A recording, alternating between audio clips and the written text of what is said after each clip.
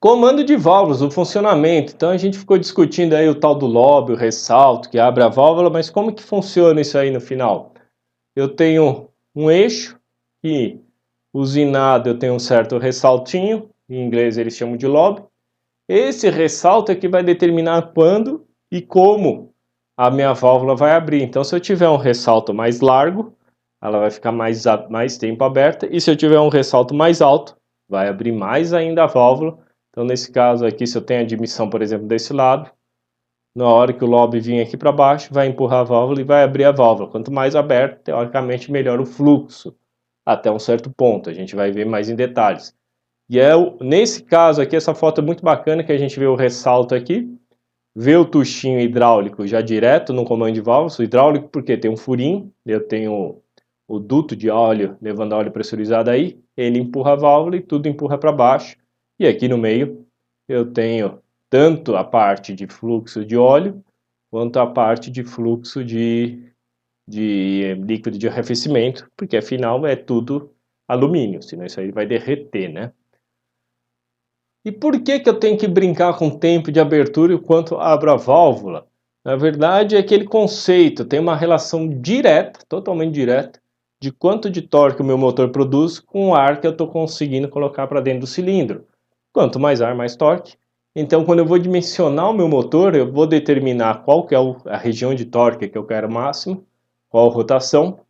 Aí eu dimensiono o comando de válvulas para, naquela condição, eu ter o máximo de enchimento. É muito conhecido como eficiência volumétrica. O máximo de enchimento de ar aqui dentro vai me gerar, consequentemente, maior torque.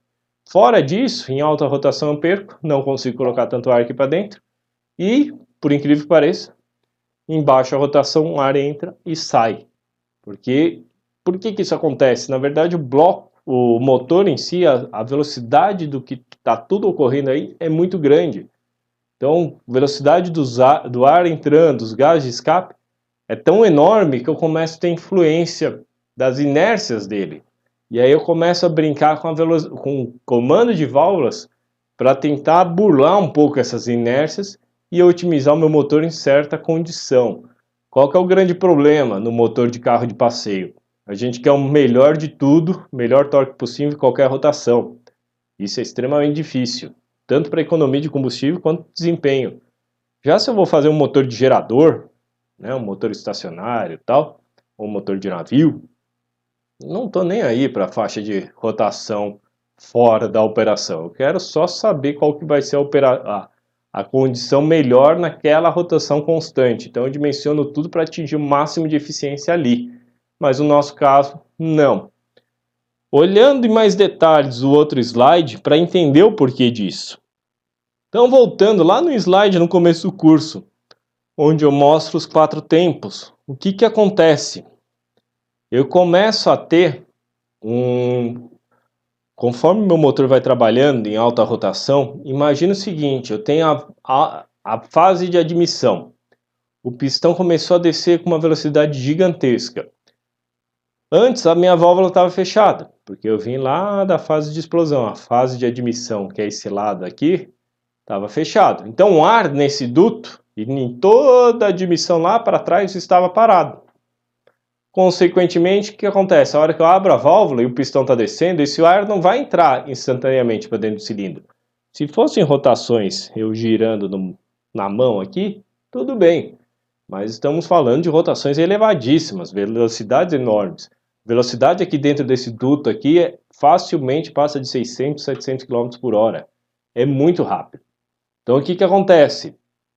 Abriu a válvula, o pistão está descendo uma velocidade gigantesca. Até esse ar começar a ser embalado e começar a encher o cilindro, pode ser que quando chegue lá embaixo, onde terminei a fase de admissão, eu não consegui colocar tanto ar lá para dentro. E se eu fechar a válvula, vai ter pouco ar aqui dentro e o motor vai ficar fraco. Então o que geralmente se faz? Começou a fase de admissão, já estou com a válvula aberta, o ar está entrando. No que eu paro o pistão aqui no ponto morto inferior, para começar a fase de compressão, eu mantenho a válvula na fase de compressão, a válvula de admissão aberta. Ou seja, o ar que está entrando com toda aquela inércia, aqueles 600, 700 km por hora, ele está vindo com um monte de ar atrás dele, um empurrando o outro, como se fosse uma multidão andando. Ele vai vir com uma inércia e o pistão mesmo subindo, ele ainda continua enchendo o cilindro. Se tiver uma rotação muito baixa, e eu adotar esse tipo de comando de válvulas, o que vai acontecer? O ar está tão devagarzinho aqui no desenho, e o ar ele vai entrar, encher, e a hora que ele subir, se a válvula está aberta, o ar vai entrar e sair. Por isso que embaixo a rotação o motor fica xoxo, porque o ar ele entra e sai, eu não consigo botar muito ar aqui para dentro. Mas em rotação alta eu tenho a vantagem dessa inércia de enchimento de cilindro. E aí, imagina, no melhor ponto possível, o ar vem embalado, quando ele começa a parar, estou ainda na fase de compressão, fecha a válvula.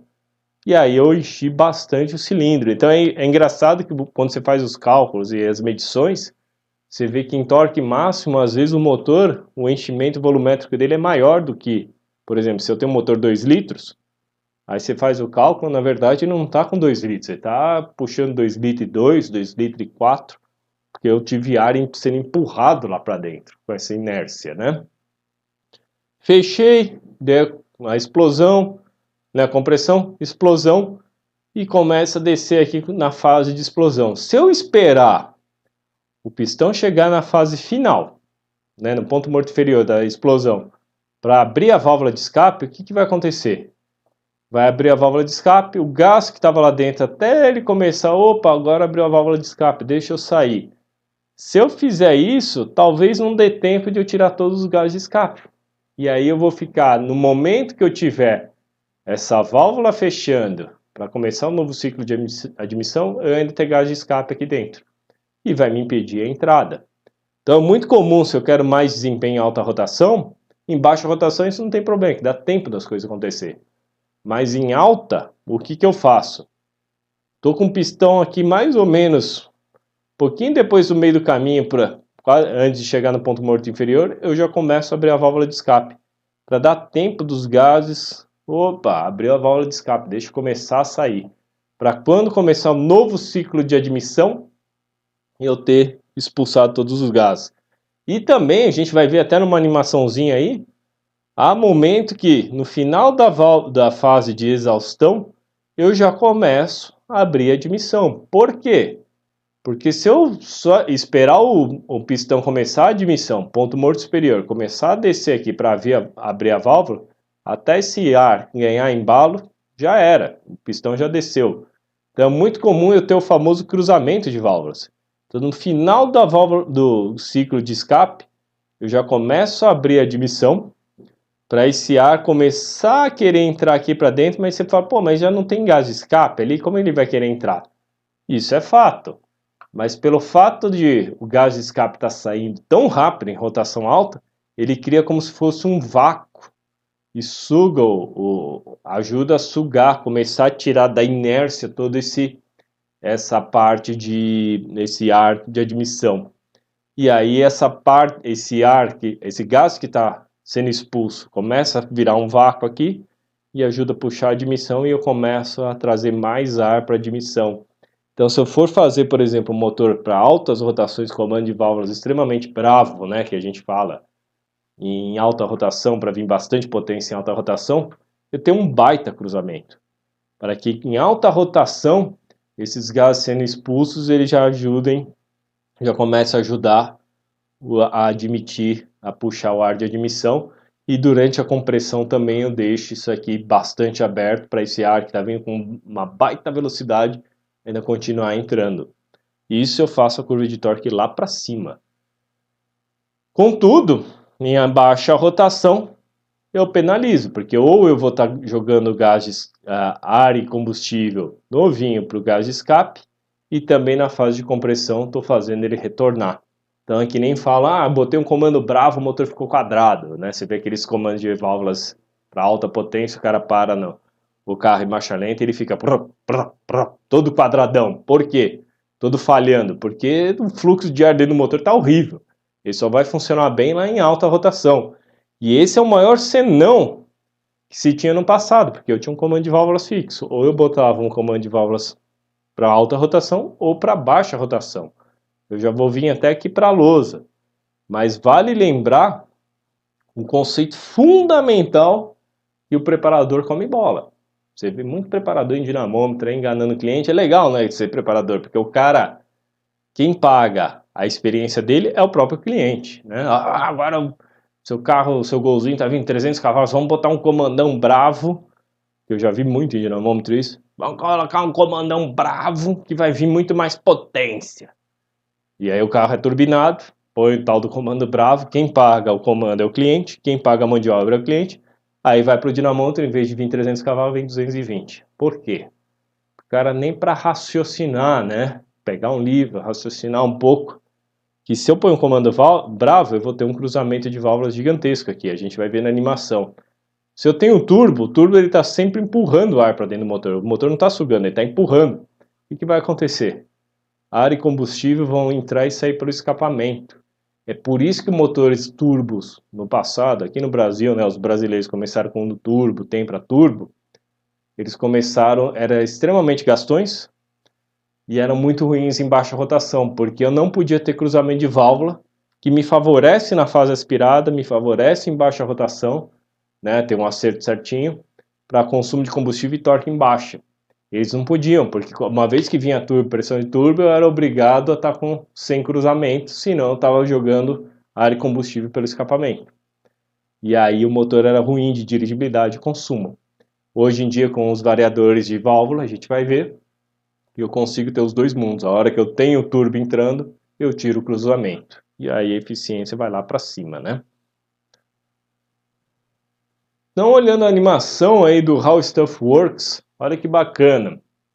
A gente tem, né, bloco, pistão, cabeçote, válvula de admissão, válvula de escape. Repare que a válvula de admissão, nesse conceito que ele fala, o comando de válvulas standard, ou seja, o comando de válvulas normalzão, padrãozão para uso em rua, ou seja, consumo de combustível e torque em baixa. Repare que ele abre a válvula, mas ao mesmo tempo, enquanto está na fase de compressão, ele ainda mantém a válvula um tempo aberta, a válvula de admissão. Uma vez que fechou, comprime, tem explosão, e aí eu abro a válvula de escape antes dele chegar no ponto morto inferior, na fase de explosão, para os gases já começarem a ter um embalo para sair, e vai fechar bem no final ali, um pouquinho na admissão. Enquanto isso, a válvula de admissão já vai abrir antes mesmo de terminar a fase de escape, né?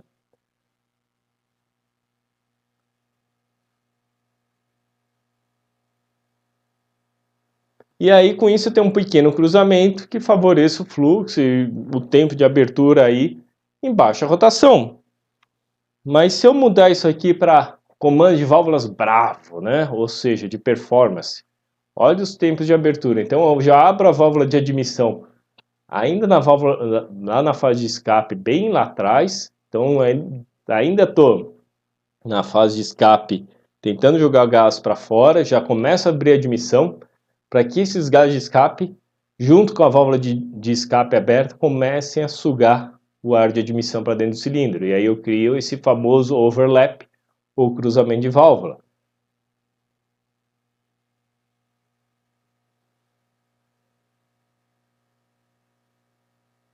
Com isso, eu aumento muito o desempenho do motor em alta rotação, mas eu sacrifico em baixa. E como comando de válvulas, querendo ou não, é uma peça fixa, né? Não tenho que mudar nele, o lobby ali, não tenho que mudar como mudar a rotação dele, não tem como mudar essa característica. Então, vindo aqui para a lousa, explicar um pouquinho como era o passado e o que está se alterando hoje em dia. Então, no passado, eu tinha um comando de válvulas fixo, né? Não tinha variador de comando de válvulas. E o que acontecia? Eu acabava sendo obrigado a adequar o meu comando de válvulas, a curva de torque do meu motor para a aplicação que eu tinha no meu carro. Então, um carro de passeio, de cidade, né, comum, sem esportividade, eu era obrigado a ter uma curva de torque que me favorecia mais torque embaixo, mas eu matava o carro em alta. Com isso, eu favorecia desempenho na cidade, o carro era ágil e o consumo de combustível. Isso na década de 90 era comum, por exemplo, motor AP 1,6 litros, 80 CV. E aí era comum um cara que ia para a pista, usar esse carro para a pista, ele trocava o comando de válvulas, colocava o comando Bravo, né, para vir rotação alta, para vir torque em alta, e facilmente se conseguia arrancar os 120, 130 cavalos do vapor dele. E como é que ficava a curva de torque? Ficava bem mais baixa aqui em baixa rotação e ela trazia aqui para alta. Como potência, torque vezes a rotação, eu produzia mais ou menos o mesmo torque, só que numa rotação muito mais alta. Isso era legal, só que qual que era o problema? No dia a dia, até 4.000, 4.500 RPM, o carro era xoxo. Então até 4.000 RPM, o carro original era mais ágil. Fora consumo, fora outras coisas. Então em dirigibilidade o carro era melhor, ele só levava vantagem com comando com maior potência em pista e em estrada. Aí em 1993 veio a Honda e inventou um bendito VTEC, o Civic VTI. E ele também era 1,6, só que ele produzia 160 CV. Imagina o choque na época que foi você ter um motor de mesma cilindrada, sem turbo, só aspirado, produzindo o dobro de potência. Como que eles faziam isso? Essa potência vinha aqui, lá perto dos 9.000 RPM. Então o que que ele fazia? Em vez de eu ter um comando de válvulas só para vir 9.000 RPM e o carro ser extremamente ruim na dirigibilidade no dia a dia, o que que eles fizeram? Fizeram um sistema que eu tenho 2 comandos de válvula em um. Então na cidade eu uso a curva preta, que dá mais torque em baixa e melhor consumo. Chega a determinada rotação, no caso ali era perto dos 6.000. Trocava o comando de válvulas, que eu já vou explicar como que é os variadores. E aí eu vinha para um comando de válvulas mais bravo e ganhava em potência. Então no final, a curva de torque do motor não ficava com essas caídas, ela ficava mais ou menos assim. Você mede em dinamômetro, você consegue até ver o ponto que troca. Que é bem onde começa a fazer um vale, troca o comando para vir a outra fase, né? E com isso aí eu tenho os melhores dos dois mundos. Potência quando eu preciso e economia quando eu quero usar no dia a dia.